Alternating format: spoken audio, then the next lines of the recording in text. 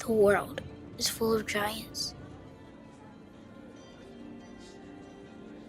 They have always been here, lumbering in the schoolyards, limping through the alleys. We had to learn how to deal with them, how to overcome them. We were small, but fast.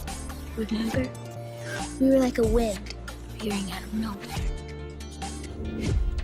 We knew that being clever was more important than being the biggest kid in the neighborhood.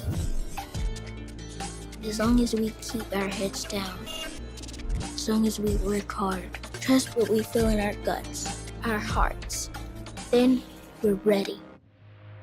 We wait until they get sleepy, wait until they get so big they can barely move.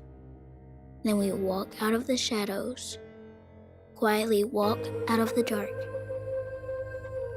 and strike.